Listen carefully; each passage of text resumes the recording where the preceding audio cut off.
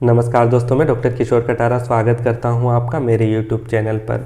दोस्तों, आज हम राउल्फिया सर्पेंटिना होम्योपैथी मदर टिंचर के बारे में बात करेंगे।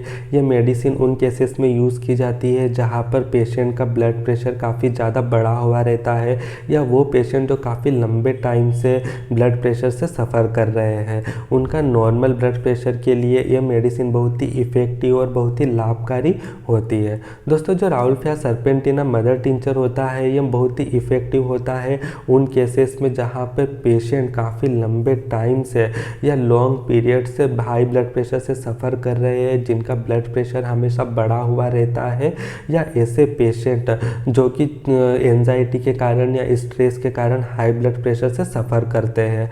तो इन पेशेंट के लिए ये बहुत ही इफ़ेक्टिव और बहुत ही लाभकारी मेडिसिन होती है।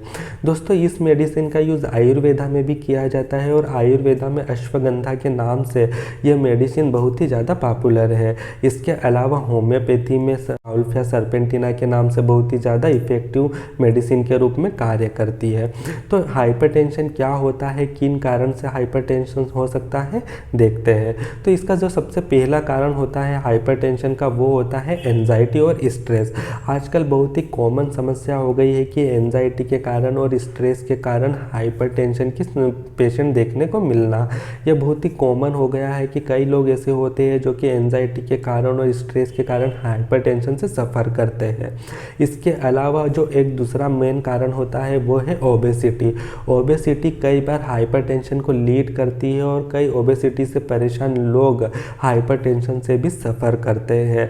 इसके अलावा कुछ पैथोलॉजिकल कंडीशन हो गई, कुछ पैथोलॉजिकल डिसऑर्डर में भी हाइपरटेंशन की कंडीशन देखने को मिलती है। इसके अलावा कुछ पेशेंट ऐसे होते हैं जो कि ऐसे अनहेल्दी लाइफ को फॉलो करते हैं, जैसे कि बाहर का खाना, स्मोकिंग या अनहेल्दी ड्रिंक को करना। ये ऐसे कुछ फैक्टर होते हैं जो कि हाइपरटेंशन को लीड करते हैं। इसके अलावा उन व्यक्तियों में भी हाइपरटेंशन सबसे अधिक देखने को मिलता है जिनको मेंटल एक्सर्शन काफ़ी ज़्यादा होता है, मेंटल वर्क काफ़ी ज़्यादा होता है, या जिनका फिजिकल वर्क काफ़ी लिमिटेड होता है, जिनका चलना फिरना दौड़ना काफ़ी लिमिटेड होता है। उन केसेस में भी हमें हाइपरटेंशन की कंडीशन बहुत अधिक मात्रा में देखने को मिलती है। ये ऐसे कुछ फैक्टर होते हैं जो कि हाइपरटेंशन का कोज बनते हैं और हाइपरटेंशन को लीड करते हैं। दोस्तों, जो नॉर्मल रेंज होता है ब्लड प्रेशर का, वो 120 टू 80 mmHg होता है।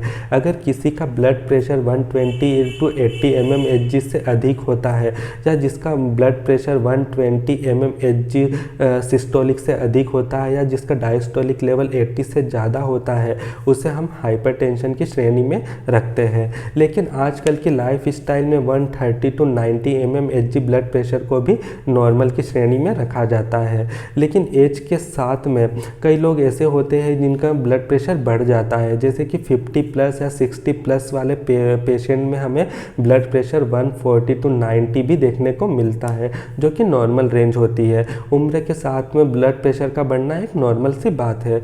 लेकिन इसके अलावा अगर कम उम्र में भी आपका ब्लड प्रेशर बढ़ रहा है, आपका सिस्टोलिक लेवल बढ़ रहा है, डायस्टोलिक लेवल भी बढ़ रहा है, तो ऐसी कंडीशन में आपको डॉक्टर की प्रिस्क्रिप्शन या डॉक्टर की सलाह बहुत ज़्यादा ज़रूरी होती है। दोस्तों, जो होम्योपैथी मेडिसिन होती है राउल्फिया सर्पेंटिना, इसको किस प्रकार से यूज़ किया जा सकता है, कितनी मात्रा में यूज़ किया जा सकता है एवं कब यूज़ करते हैं, आइए जानते हैं। दोस्तों, जो हाइपरटेंशन से सफ़र कर रहे लोग होते हैं, उनमें मोस्टली देखने को मिलता है कि उनकी जो एलोपैथी मेडिसिन होती है वो कंटिन्यू चलती है। उनको जो डॉक्टर मेडिसिन प्रिस्क्राइब करता है वो डेली के लिए रहती है और उन मेडिसिन को कंटिन्यू लाइफ टाइम खानी पड़ती है। इसीलिए अगर आप राउल्फिया सर्पेंटिना मेडिसिन का यूज़ करना चाहते हो, तो सबसे पहले आपके जो एलोपैथी डॉक्टर्स है उसके कंसल्ट के बिना आपको इस मेडिसिन का इस्तेमाल नहीं करना है। आपको सबसे पहले आपके डॉक्टर से सलाह लेनी है कि आपकी जो मेडिसिन चल रही है उसे कंटिन्यू करने के साथ में आप इस मेडिसिन को ले सकते हैं या नहीं। अगर आप आपकी जो एलोपैथी मेडिसिन स्टॉप कर देते हो और सीधे होम्योपैथी मेडिसिन लेने लग जाते हो, तो ऐसी कंडीशन में आगे आपको डिफ़िकल्टी का सामना करना पड़ सकता है। इसीलिए आपको सबसे पहले आपकी जो एलोपैथी मेडिसिन है उसको कंटिन्यू रखना है। उसके साथ में आपको होम्योपैथी मदर टिंचर जो राउल्फिया सर्पेंटिना है उसको कंटिन्यू सुबह शाम 10 से 15 बूंद 1 कप पानी में घोलकर पीना है। 1 से 2 महीने तक कंटिन्यू पीने पर, कंटिन्यू मॉनिटर करने पर आप देखोगे कि आपका जो ब्लड प्रेशर है वो काफ़ी नॉर्मल रेंज में आने लगेगा और हो सकता है कि कुछ महीनों में आपका ब्लड प्रेशर हमेशा के लिए ठीक भी हो जाए। लेकिन आपको आपके डॉक्टर की सलाह के बिना एलोपैथी मेडिसिन को कभी भी बंद नहीं करना है। आपको एलोपैथी मेडिसिन के साथ में ही होम्योपैथी मेडिसिन राउल्फिया सर्पेंटिना को यूज़ करना है। और जब आपका ब्लड प्रेशर नॉर्मल में आ जाए, नॉर्मल रेंज में आ जाए, काफ़ी टाइम तक मॉनिटर करने के बाद में आप श्योर हो जाओ कि आपका ब्लड प्रेशर नॉर्मल हो गया हो, तो ऐसी कंडीशन में आप होम्योपैथी मेडिसिन लेकर एलोपैथी मेडिसिन को स्टॉप कर सकते हैं। इसीलिए सबसे पहले आपको ध्यान रखनी है कि विदाउट डॉक्टर की प्रिस्क्रिप्शन के या विदाउट डॉक्टर के परमिशन के आपके जो ब्लड प्रेशर की एलोपैथी मेडिसिन चल रही है उसे स्टॉप किए बिना ही आपको होम्योपैथी मेडिसिन को लेना है। और उसके बाद में कंटिन्यू मॉनिटर करना है आपके ब्लड प्रेशर को। जब आपका ब्लड प्रेशर नॉर्मल कंडीशन में आने लगे, जब आपका ब्लड प्रेशर नॉर्मल रेंज में आ जाए, उसके बाद में आपको आपके डॉक्टर की सलाह के बाद में एलोपैथी मेडिसिन को स्टॉप करने के बाद में होम्योपैथी मेडिसिन को कंटिन्यू रखना है। इसके अलावा कुछ फैक्टर ऐसे होते हैं जो कि ब्लड प्रेशर को लीड करते हैं, जैसे कि बहुत अधिक मात्रा में नमक का सेवन करना या स्मोकिंग करना, या कुछ इन चीज़ों को अवॉइड करना बहुत ज़्यादा ज़रूरी होता है। अगर आप इन चीज़ों को अवॉइड नहीं करते हो तो आपका ब्लड प्रेशर ठीक नहीं होगा। इसके अलावा फिजिकल एक्सरसाइज करना, जैसे रनिंग करना, सुबह शाम में वॉकिंग करना, इन चीज़ों को भी महत्वपूर्ण रूप से ध्यान में रखना चाहिए। अगर आप प्रॉपर लाइफ स्टाइल मेंटेन करते हो, प्रॉपर डाइट फॉलो करते हो, कंटिन्यू मॉनिटर करते हो आपका ब्लड प्रेशर, या फिर कंटिन्यू दवाई ले रहे हो, तो धीरे धीरे आपका जो ब्लड प्रेशर है वो नॉर्मल होने लगेगा और एक टाइम के बाद आपका ब्लड प्रेशर ठीक हो जाएगा।